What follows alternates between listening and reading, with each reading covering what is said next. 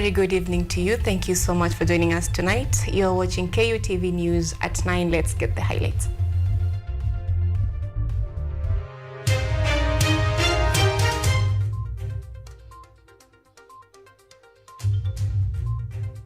UDA's first-time full electronic Phase 1 grassroots elections kicks off today despite malpractice allegations reported in Narok County.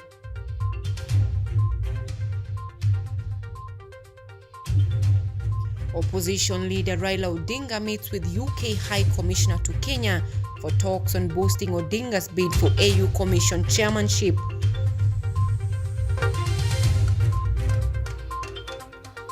Mount Kenya Region Governors revive push for one-man, one-vote campaign to allocate resources as per region's contribution to the national cake.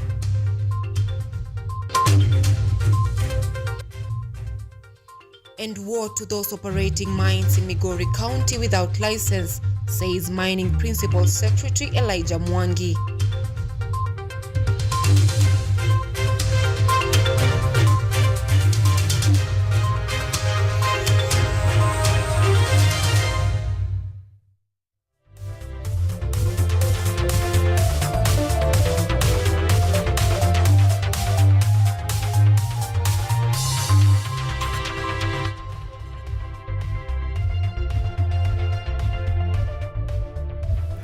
KUTV News at 9 is also coming to you live on YouTube at KUTV News Kenya. And you can also engage with us on X at KUTV_Kenya at Anyango Sylvia KE. Our sign language interpreter tonight is Evans Odhiambo and Anyango Sylvia. We begin. Now, the ruling United Democratic Alliance Party on Friday morning kicked off Phase 1 of its electronically conducted grassroots elections to elect its officials in Nairobi, West Pokot, Homa Bay, Busia, and Narok. Impressive voter turnout was witnessed during the exercise, albeit the election delaying in Narok by heavy downpour and the alleged election malpractices.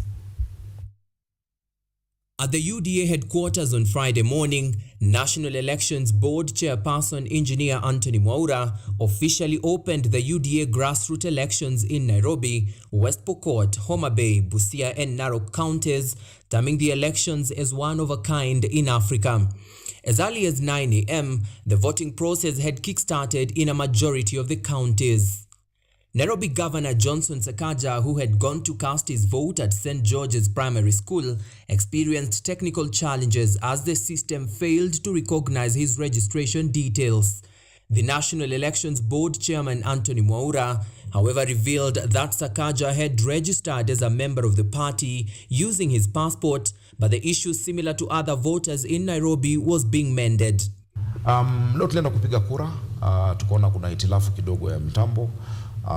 Kwa sababu ya jina, kuna wale ambao hata bado wako hapo sasa, majina yao yalikuwa yamekosekana kwa orodha. Tukaongea na chama, wakasema ni mambo ya IT, wametatua kwa sasa, na ni jambo la kawaida, mitambo hufeli. However, in Narok County, there was fear that the 131,000 registered UDA party members might not vote as anticipated due to delay of voting materials on impassable roads caused by ongoing heavy rains and election rigging claims. Mimi nashindwa kunaenda nini? Hii ni chama ya UDA na sielewi, hakuna chama ingine tu wanabishana nayo. Tulikuwa hii election ya UDA leo na tulikuwa tumejiandaa mzuri sana tufanye fair and free election. So venye tulikuwa tuna distribute ma gadgets, tukaanza kukosa ya makituo hasa ya milili yote. Tukafuata gari yenye alikuwa amechukua kutoka Tallying Center, tukafuata tukakuja kukuta kwa msituni, hata tumekuta wananchi wakitaka kuchoma hiyo gari, tukakatasa. Narok County kuna amani, watu wote wametoka kwa sababu wanataka kuchagua wale viongozi wao, na mimi nataka tu kutoa wito, mtu yoyote asikudanganya ya kwamba usiende kupiga kura. Uko na haki ya kikatiba kupiga kura, uchague ule kiongozi ambaye unataka. UDA Party's Secretary General Senator Cleophas Malala, while addressing voters at Omolo Agar Primary School in Homa Bay County during the monitoring tour of the ongoing process, commended Homa Bay UDA members for turning out in large numbers and conducting themselves peacefully. UDA has constituted an elections dispute resolution committee that will seek to sort out any disputes that may arise, with the second phase of the polls expected to be held on June 22nd in 13 counties, the third phase on August 10 across 15 counties, and the last phase on August 24th in 12 counties. Theo Masharia for KUTV News. And opposition leader Raila Odinga today held discussions with Dr. Neil Wigan, the High Commissioner of the United Kingdom to Kenya, at his residence in Karen. The dialogue centered on the opportunities for strengthening bilateral and multilateral relations between Kenya, Africa, and the United Kingdom. Additionally, they explored Odinga's candidature for the chairmanship of the African Union Commission, focusing on the potential for advancing the continent's interest through initiatives such as free trade, enhanced investment in peace and security, and infrastructure development. Muungano wa Kiafrika kuwezesha zaidi uwezo wa bara la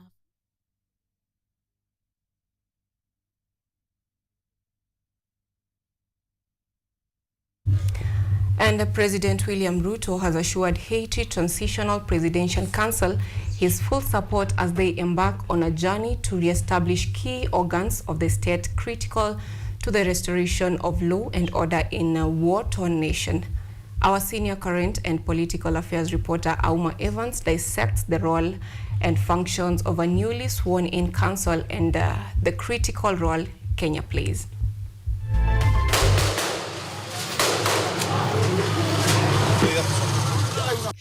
As Haitians continue to bear the brunt of devastating violence that has become the order of the day in a war-torn Caribbean nation occasioned by armed gangs, President William Ruto has thrown his weight behind Haiti's Transitional Council, tasked with the responsibility of forming a cabinet and establishing a provincial electoral council aimed at facilitating the country's upcoming 2026 election that will usher in hope to Haitians of a country governed by law and order after years of violence orchestrated by armed gangs wreaking chaos and misery. On his X account, the head of state lauded the change of leadership, labeling it as a critical step in political transition of Haiti. Ruto emphasized the need for the 9-member council to move with speed to restore law and order in Haiti. Ruto said, and I quote, "TPC has the singular task of moving speedily to reestablish key organs of state critical to the restoration of law and order and necessary for the ushering of hope to all Asians as prescribed by the decree of April 12, 2024. Kenya assures the council of its full support as it shepherded the country through this complex mission. In a statement on his X account, Ruto said that Kenya stands ready and committed to Haiti's stability to rapidly execute the security support infrastructure envisaged under the UN Security Council. Ruto's statement comes at a time when the concerns mount over the deployment of 1,000 security forces to Haiti. My brother, how are you? Very good. Very good. Welcome. But on 1st March this year, Kenya's President William Ruto and Haitian Prime Minister Ariel Henry put pen to paper the reciprocal agreement between Kenya and Haiti, clearing the path for the deployment. Auma Evans for KUTV, Nairobi. And governors from Mount Kenya are reviving the push for one man, one vote campaign. Nyeri Governor Mutahi Kahiga called on the Commission on Revenue Allocation, that is CRA, to allocate resources as per region's contribution to the national cake, as opposed to equal treatment at the table. Chairman of the Central Region Economic Bloc, that is CEREB, urged for the adoption of a baseline shareable revenue amount that will largely go into operations of a county before any other parameter is used. CRA now says it will seek common views from the different economic blocks with the aim of including their views in the final report that will form the 4th generation revenue sharing formula. The pain we have is not getting what we deserve. And since we agreed, we become very frank and talk to each other. From the first formula, it was about how do we take away from Central to other places. One of the things I would want the CRA to ask themselves this question. You talk a lot about, oh, you want to incentivize, I don't know whom to do what, increase revenue. Have you ever asked yourself this question? Who bakes the cake? Because once we ask ourselves that question, as commissioners, as governors, as Kenyans, then we will not give someone a knife and another one a panga to go and eat the cake, because it's already telling us that one is advantaged, the other one is. And so we must start with the key. And if Kenya will develop, let us stop. You know, we are still working around the colonial mentalism. Can we ensure that we sit down as CRA and say, and I'm giving you, I have been a governor twice. The minimum you need for any county to be operational is 7 billion. Take that one, and even if you give 7 and don't give anything else, let them go and everybody will survive. The National Assembly will come up with drastic measures and recommend drastic actions to be taken against any culpable individuals who are responsible for distribution of fake fertilizers to Kenyans. This is according to a group of members of Parliament from the National Assembly Departmental Committee on Agriculture and Livestock, who toured the Kakamega's National Cereal Produce Board, that is NCPB, depot. Our reporter Yvonne Kemuma has more. With growing concerns over the distribution of substandard fertilizers in Kenya, members of Parliament from the National Assembly Departmental Committee on Agriculture and Livestock embarked on a fact-finding mission inspecting Kakamega's NCPB depot. During the tour, the MPs collected samples for testing to ascertain the quality of the fertilizers and determine any potential risk they might pose to agricultural productivity. While addressing the media after the tour, Anyango Member of Parliament Jared Okello assured farmers that the National Assembly will pursue justice on their behalf, emphasizing the detrimental impact of substandard fertilizers on farmers' livelihoods. We'll be preemptive. We are going to come up with a raft of recommendations. That may be part of them. But in order that we do not experience a similar occurrence in future, very drastic measures must be recommended. The MPs highlighted the importance of collaboration with government agencies such as the Kenya Bureau of Standard (KEBS) and the Kenya Plant Health Inspectorate Services (KEFIS) in order to ensure product quality. You are to plant at the end of March. You are now maybe you will plant in May. You are late. The safaris you've been making from Marinya or Emanyuria here to Kakamega, you have been spending money. We want, if that conversation is done, it has to include all the loss that the farmer has incurred. Senator Boni Halwale, who accompanied the MPs, emphasized the need for systemic changes to prevent similar incidences in the future. Members of Parliament, as you go, don't be afraid. You are elected to defend these people. Make sure that the irreducible minimum. Yvonne Kemuma, Kutv. Principal Secretary for Mining, Elijah Mwangi, has issued a stern warning to all illegal miners in Migori County, wanting them to halt operations immediately until they obtain legal mining licenses. Elijah spoke while leading a multi-agency security team and several other mining officials in an operation to enforce closure orders on 9 illegal large-scale mining operation sites in the county. He reiterated that those involved in illegal mining activities will face the full force of the law as prescribed by the Kenya Mining Act of 2016. Mwangi also highlighted potential penalties, including imprisonment and hefty fines for offenders. Additionally, Mwangi underscored the detrimental impact of illegal mining on revenue, resources, environmental degradation, and the well-being of surrounding communities.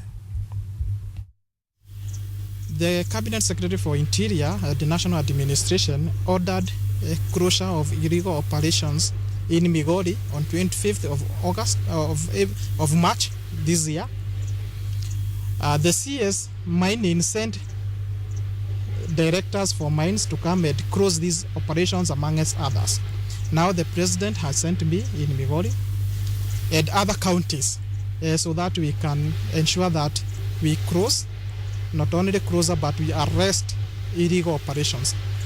The Mining Act, Section 199, 202 and 203, gives power to the inspectors of police and the inspectors of mining to arrest.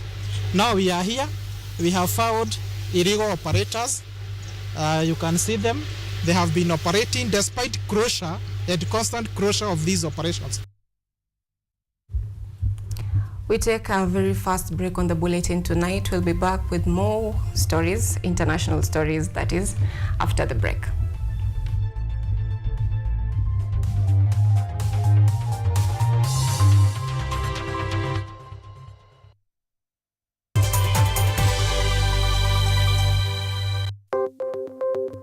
Maelfu na maelfu ya wahamiaji wakiwa na watoto kutoka nchi za Amerika ya Kati wanaendelea kuwasili kwenye mpaka kati ya Marekani na Mexico. But folks, I'm going. Thank you very, very much. I appreciate it. Thank you. Ni habari kutoka pembe zote duniani. Pepo pasi vuguvugu. Pepo pa ni idea. Tazidi ananyonya, hanyonyi vizuri, anakuwa hayuko comfortable. Jeshi la Jamhuri ya Kidemokrasia ya Kongo linapambana na waasi wa ADF.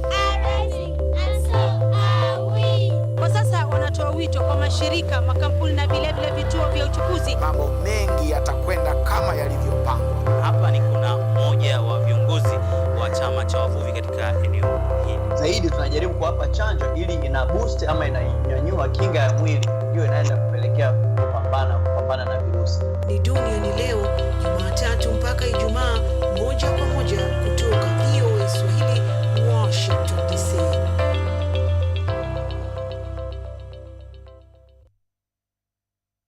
Are you an aspiring media practitioner, a graduate, or you just want to advance your skills in television production? Then welcome to Kenyatta University, where education meets innovation. KUTV, the premier university television station in Kenya, is now offering short courses in TV studio, field technical operations, and video editing. Through these courses, you will acquire hands-on skills on camera operations, media production, lighting techniques, audio-visual editing, and sound and visual control, and how to operate key equipment in modern TV control room. Enroll today at KUTV and discover your full potential in cutting-edge TV broadcasting. Graduates of these courses will receive professional certificates.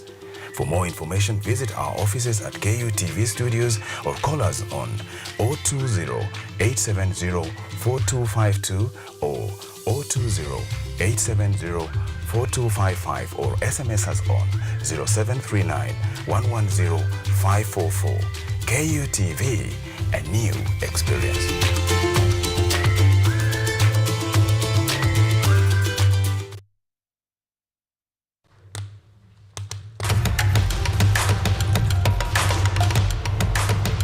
Access to knowledge, solution to unanswered questions.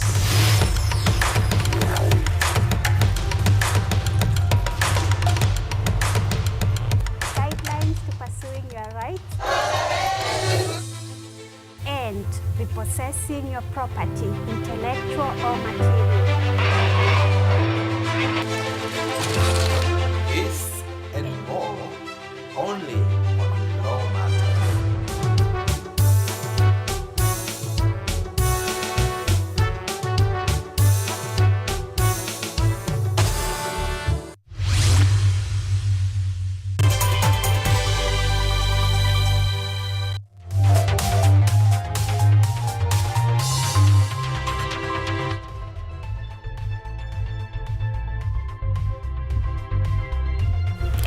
Welcome back. Remember to keep engaging with us on X at KUTV_Kenya, at Anyango Sylvia KE.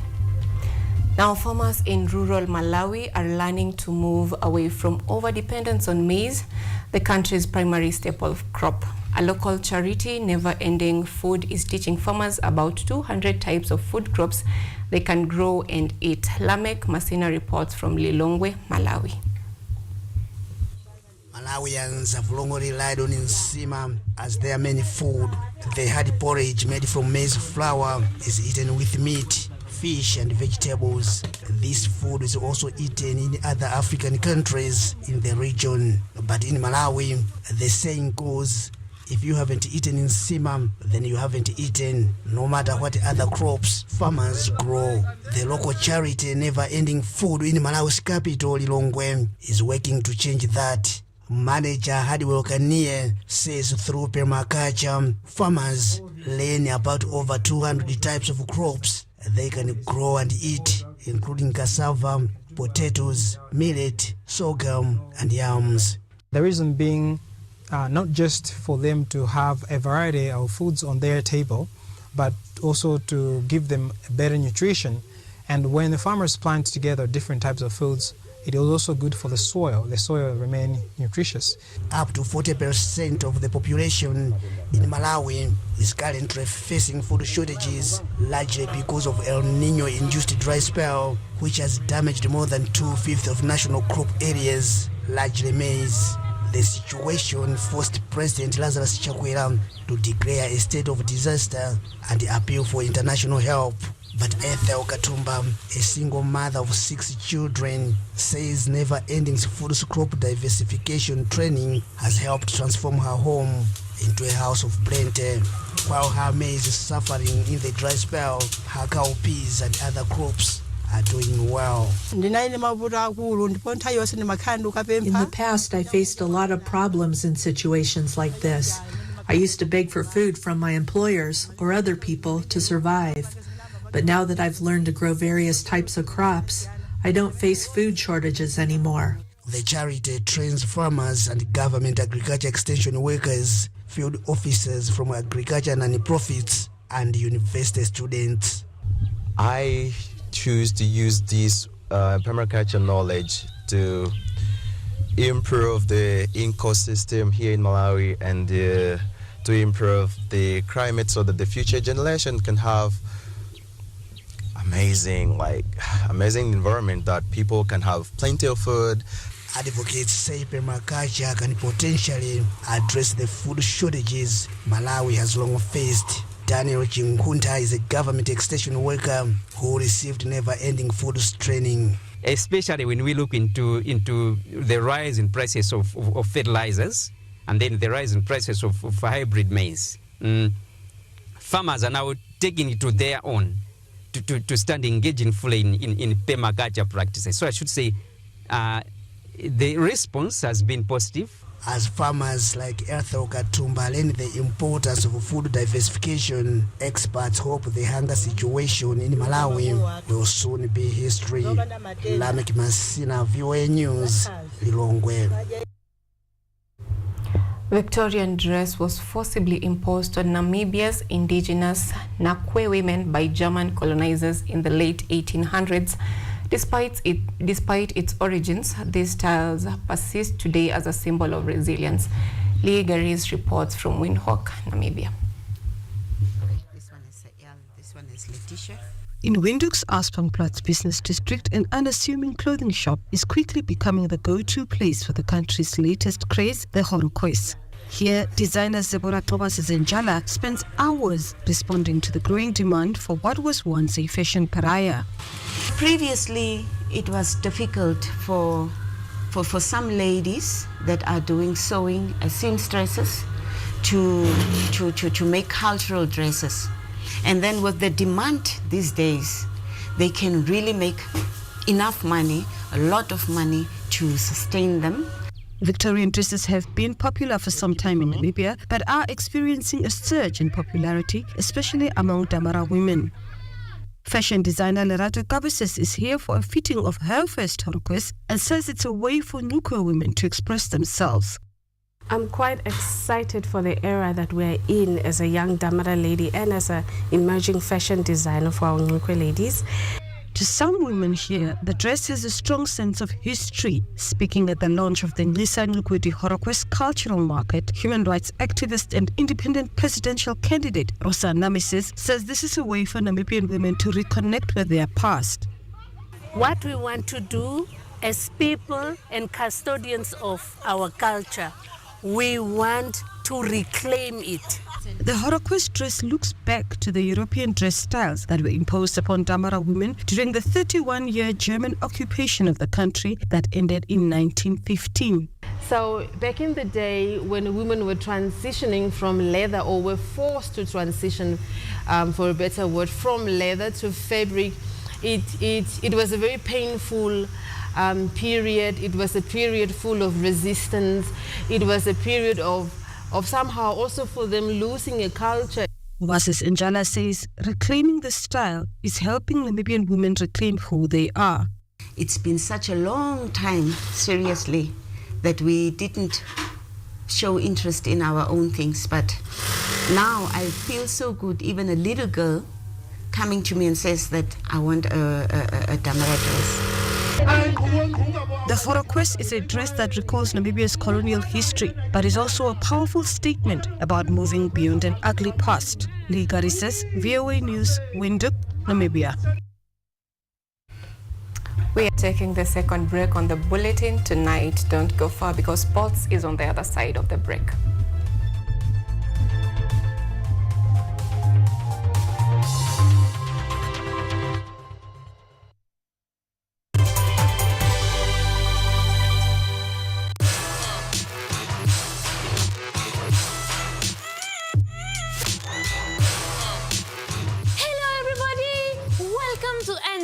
Where we ask the coolest questions in science. Let's go!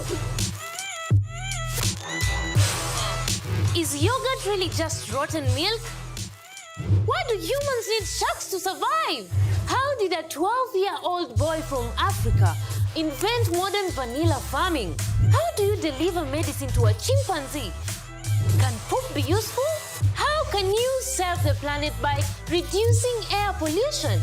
To help us answer these questions, we are inviting some wonderful guests from the world of science. They will enlighten you, make you hungry for knowledge, oxygenate your brain, and make your ideas flow. This is Engine Season 3. Let's go!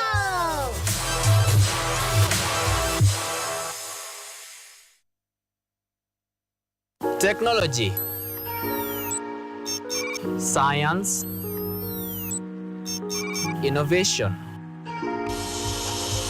ICT and research.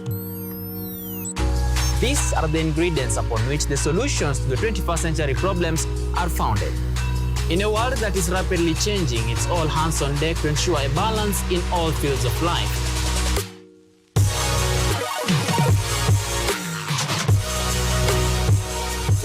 Young and old are also in the front line, breaking the glass ceiling, becoming thought leaders in the larger tech space.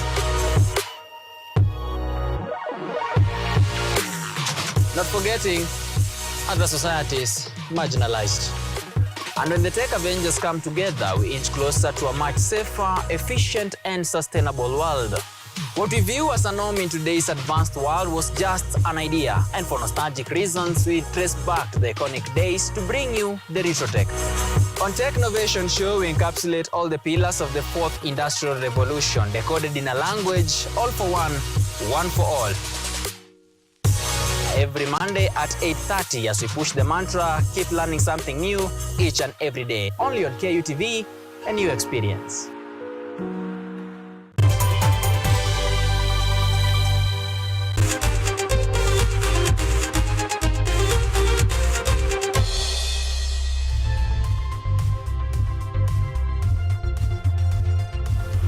Welcome back, and in sports tonight, the newly constructed Dandora Stadium will host the quarterfinals of the Football Kenya Federation Cup set for April 27 and 28, 2024. KCB will face Kakamega Homeboys at noon in a double header that begins on Saturday before Kenya Police battle it out with Sofapaka. On Sunday, SS Assad and the Kariobangi Sharks will square it out for glory, while FC Leopards will take on FKF Division 1 side Compel.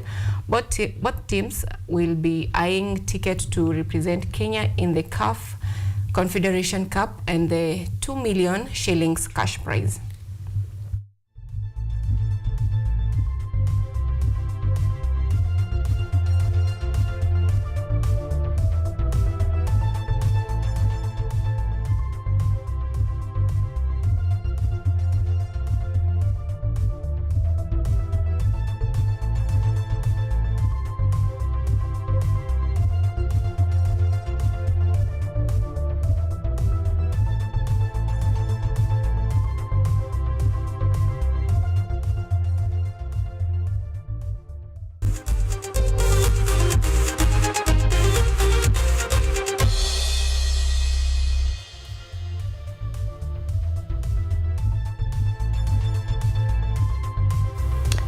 And that is it from us tonight. Thank you so much for keeping us company and for choosing KUTV News at 9.